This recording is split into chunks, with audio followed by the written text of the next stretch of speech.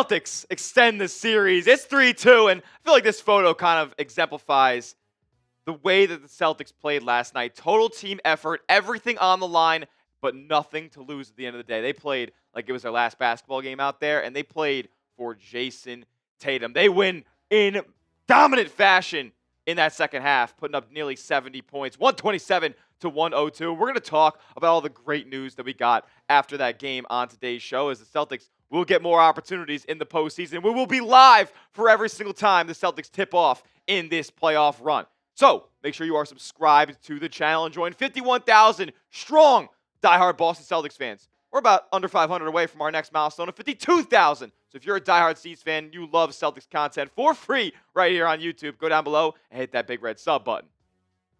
The Celtics played an A game last night. Everyone showed up, total team effort all around. You got some standout performances, but everybody did their job, man. Not only did you do the things that I kind of talked about in the Game 5 preview, where possessions equal attempts. Attempts equal makes. Well, the Celtics won on the glass in Game 5 by 4, and they put up three extra shots. What they do? I mean, they made 15 extra shots. I mean, they were incredibly efficient, not only at the rim, but beyond the arc as well. 45% was blazing, and that didn't even stop when the reserves came in. They were lighting it up as well. I mean, everybody chipped in last night. It was a total team effort, and this one was for Jayson Tatum at the end of the day. Like, these guys played inspired basketball. The only thing that we can hope now is that this can carry over into a Game 6 and hopefully a Game 7 as well. And they kind of rallied around this injury, and you were wondering whether or not that they would lay down and die, because it's not like he just sprained his ankle and he's going to be out a couple of weeks, where they see some future prospects for this postseason. He's out. He tore his Achilles. He's out for the next 18 months. Like, there is no prospect of Jayson Tatum returning during this playoff run, and they could easily have just punted and ended the season. They didn't go out there and do that. And credit to the leaders on this team, the veteran leadership, Al Horford and Jaylen Brown, for getting it done. The game ball last night goes to Luke Kornet, but before we talk about his massive performance, here's what he had to say about what Al and JB did before this game to get the Seats fired up. He said JB and Al talked to us, and they did a great job at just understanding the situation. Understanding that we have a game to play and to go out and represent ourselves well and play hard. I feel like those two led the way in that. I feel like they're very aware of the situation, so that's definitely a part of expressing that, and all of us kind of recognizing that in being in that. At the same time, we do have an opportunity to move forward. We've just got to take it one game at a time, and the goal for today was to just make it back to New York. Well, they accomplished that goal, have at least one more game left in their season, and Luke Kornet definitely got the message in Game 5. I mean, what a performance. 26 minutes, the guy puts up 10 points, which, yeah, a lot around the rim. He had that unbelievable reverse alley-oop. Like, he was just in a total rhythm at that point, and he was just showing off for the fans. 10 points, 9 rebounds, 7 blocks off of the bench. I believe that's the third most off of the bench in NBA history, and a career high in swats for Luke Kornet as well. 5 of 5 from the field. He was stellar, and he played over Kristaps Porzingis in 26 minutes in this game. KP only playing 12 minutes in the first half. Eventually, Joe Mazzulla had said that he couldn't breathe out there. We'll talk about that more at the end of today's show. But with KP unplayable, Cornet has to keep stepping up here. He's going to be playing the bulk of the backup big minutes. And with only 48 hours in between Games 5 and 6 going back to New York, that's a lot of tread on the tires and a travel day in between for Al Horford, who we know is closer to 40 than he is 35 at this point. So Cornet's going to be playing a bulk of minutes, and he was like really awesome. Just his ability to move around the floor. Like, KP can't move anymore at this point. This season is a wash for him. He's completely unplayable, and Cornet was able to rotate. He was able to play great help side defense and swat some shots at the rim. And his teammates, they took note, and they laid the stamp of respect on Luke Kornet's performance in Game 5. Jaylen Brown called it stellar. He was excellent on defense. He was excellent rebounding the basketball. Derrick White said he was unbelievable. When Luke Kornet ended up checking out of this game late in the fourth quarter because this thing was a wrap, Al Horford welcomed him back to the bench. He was like, I watched the clip. Al Horford was like standing and waiting. He was congratulating everybody that came by, I believe. Derrick White comes by and Drew Holiday comes by. He daps him up, gives him a couple of words, and they move on. And then Luke Kornet comes by, and he is so giddy. He looked like a proud father out there for his guy, Luke Kornet, who I'm sure they work together with. And Al gives pointers to and just tries to lead him and help him mold his game as the veteran that he is. And Cornet stepped up to the plate in a big way. Al gave him a big hug. He was laughing and jumping around with him. It was a fantastic performance, and he got the stamp of approval from Joe Mazzulla as well, saying this. He was great, both ends of the floor. Did a great job protecting the rim. Did a great job defending without fouling. Yes, absolutely. Did a great job on both ends of the floor. So just thought his presence was good, especially in the rebounding. Just being able to be mobile. And we know that Kristaps Porzingis is not necessarily an excellent rebounder, even for a 7-3 player. Cornet was cleaning the glass last night, boxing out, just doing what it needed what needed to be done in order for this series to be extended, wanting it more. And that the Celtics wanted it more last night. Jaylen Brown talked about how they wanted it more last night. Defense and rebounding, that just to turn whoever wins those battles wants to win the game a little bit more, and the Celtics clearly were in that category last night. Cornet said this on his performance: "I feel like I was just trying to make plays. Obviously, our season's on the line. So I was just trying to have a lot of energy." And he did. And I hope he can carry that energy into what will be a raucous Game 6 crowd in Madison Square Garden. So, with that being said, show some love to Luke Kornet down in the comments section. We need more Game 5 performances out of him if the Celtics want to end up completing the 3-1 comeback. Give me a Luke down in the comments right now to show your support and send some love and the good vibes for Game 6 to number 40.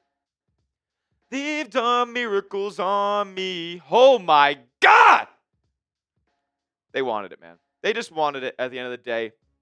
Derrick White, Jaylen Brown, spearheading this Celtics performance and setting the tone early. Not only Jaylen Brown getting downhill, being an excellent facilitator, but Derrick White starting this game 5 of 5 from long range, just completely setting the tone and ripping this game away from the New York Knicks. And it was back and forth for the most part, but every time the Knicks would throw a punch, these two would throw two haymakers back right at him. Derrick White with a 34 spot on 7 of 13 shooting, and yeah, to be fair, he was 2 of 8 for his last eight 3-point attempts. But he was excellent. He continues to do what you need to do, and he hasn't been the best on-ball defender in this series, but making up for it on the offensive end and playing 40 minutes and putting in 34 points. Like, without the production offensively from Tatum, you're going to need that scoring punch at that extra level and him getting to that next stage of being a scorer that Derrick White got to last night.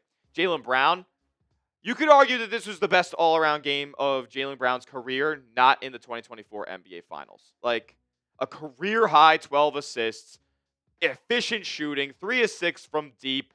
He pours in the 26. He grabs 8 rebounds. Like, he just wanted to affect the game in every aspect of the imagination last night, and he did so. Like, the playmaking was really just something to behold last night. As a ball-dominant player that Jaylen Brown is, because he isn't the best overall shooter. So, like, as far as being an off-the-ball threat, as a cutter, he's great. As a catch-and-shoot player, solid if he gets a wide-open look. But when he has the ball in his hands and he has the keys, like, he can be the guy. Like, when in games played without Jayson Tatum in his career, he averages 27 points. And that dates all the way back to his second season when he wasn't nearly as polished of a scorer as he is right now.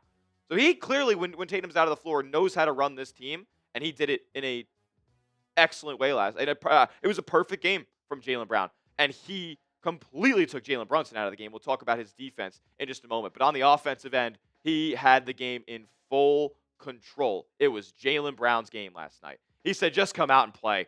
Obviously, the air kind of left the room after hearing the news with JT. So we didn't want to go out like that. We didn't want to make no excuses. We didn't want to come out and give up and just turn the season in like what everybody else would probably expect. So we just said to the guys, said to each other, let's come out, keep an open mind, just come out and play good basketball. Be ready to go and guard your ass off and take it from there. Jaylen Brown, like I said, defense travels and defense dictates who wants to win more. Celtics play better defense than the Knicks, and Jaylen Brown specifically took Jalen Brunson out of the game. 22 points in this one for Jalen Brunson, and 7 of them came from the free throw line. So you hold him to 7 of 17 shooting on only 15 points on field goals. And that's a huge element taken away from the Knicks. Like, they have to get so much extra supplemental scoring if Brunson's not pouring in a 30 spot game in, game out in the postseason. He was following him around like a dog, like face guarding him off of the ball, basically eliminating him from the game. And he had excellent possessions against Jalen Brunson in previous matchups in the series. I don't know why they didn't go with this matchup more consistently and a little bit sooner. And if the Celtics want to end up winning this series, that's just gonna need to happen again. Like, we're gonna need to see close to a carbon copy of what we saw in Game 5. Not only for the Celtics as a whole, Luke Kornet, Jaylen Brown, and Derrick White as well. Like, close to 30 points is going to be needed again for Derrick White and the Celtics team to be able to go out there and get a win. But Jaylen Brown, a top-tier A++ game from him. I chef's kiss. Couldn't have said anything better. The only thing I am optimistic or need to worry about right now is him translating that and carrying it over into Game 6 and Game 7. Let's talk about Derrick White real quick, because what does he not do well? Couple of rejections as well at the rim for Derrick White. Continues to be one of the best shot blocking guards in the entire league. Started 5 of 5 from 3-point in this game. Like, when that happens, the Knicks, it is very difficult for them to end up winning a game in this series. What happened in Game 3 when the Celtics, end up blowing the Knicks out of the water? They start like 7 of 7 from 3-point range. Well, Derrick White started 5 of 5 in Game 5, and look what happened. They kind of ran away with it, and it was just too much for them to overcome. And the Celtics were just in too much of a rhythm. If they can get in a rhythm early and the 3-point shots are falling, nobody's beating this team, even without Jayson Tatum. And if Derrick White's having performances like he did in Game 5, we'll see you back in Boston for Game 7. He said this about the mentality. It's win or go home at this moment. None of us wants to go home, and so we understand that it's only going to get tougher. We haven't done anything yet. We got to find a way to go to New York and win a game. So it's gone from, now, they had to go out there and win one. Now they got to go out there. The Celtics went from having to win one game to having to win one game. And that's the mentality. One game at a time. Joe Mazzulla said that. Derrick White said that. Jaylen Brown said that. Al Horford said that. And I love the Celtics aren't content with 3-2. It's on to the next. It's on to the next. Tie this series up 3-3, and anything can happen in a Game 7 environment. If you want the Celtics to win Game 6 and force a Game 7 in Boston, hit the thumbs up icon. Don't jinx it. Make it happen. Manifest it. A big-time Celtics performance in Madison Square Garden. Like the video if you want to win Game 6. To close today's show, we're going to talk about Kristaps Porzingis a little bit. It seems that this is kind of the end of the line as far as his season's production. His mystery illness made him basically unplayable in Game 5, and it's honestly made him borderline unplayable in most of the games in this series. He clearly is not 100%. I don't even say I can confidently call him 50% at this point. He has some upper respiratory thing going on, and it's really honestly scary at this point. I don't even think he should be playing at all. They shouldn't even be suiting up, but Celtics need bodies. Depth is being tested, and Joe Mazzulla said they really needed him, he could have went out there. He said, he couldn't breathe. So he was just available if absolutely necessary. So that was just a decision between me and him. He was having difficulties breathing, but he wanted to be out there, and if we absolutely needed him, we would have been able to go to him. This situation is overall super unfortunate, man. Like, the level that he was playing at when healthy last year, because if you look at his playoff minutes played and games played for Boston over a 2-year stretch, it's not great. But this just sucks, man. It's just unlucky situation. It's been something that has been lingering since March, and it's kind of costed him as far as being a valuable asset on this court. And it's costed the Celtics. Like, honestly, if Luke Kornet was playing over Kristaps Porzingis in the other games in this series, you could argue this is flipped and the Celtics are up 3-2, or they could have ended up closing it out in Game 5. Like, he was such a negative asset in multiple games, not only offensively, because I don't think he's been positive in one, but defensively as well. When in Game 4, where they were constantly getting him into switching actions and putting him in isolation, and he couldn't move laterally. Luke Kornet must be playing over Kristaps Porzingis, and I don't even think he's the best lateral mover if you get him on a switch. But he is definitely better than what Porzingis can give you right now, because Luke Kornet can give you 110% effort and energy every single time. And the Celtics as a whole need to do that for at least one more game. Jaylen Brown says this: I believe in this group, so don't count us out yet. I ain't counting them out yet. They can absolutely win this series. They can absolutely make the NBA Finals. I have full optimism. The Celtics are back. Let's go win one more in the Garden. Force it back to Boston for Game 7. Make sure you are subscribed to the channel. We'll be live for that Game 6 performance right here at Celtics Today. So turn your notifications on because we'll be live about a half hour before the game starts. You know exactly when we do go live because you get an alert on your phone. So subscribe, turn those notifications on. We'll see you guys in the next one. As always, let's go C's.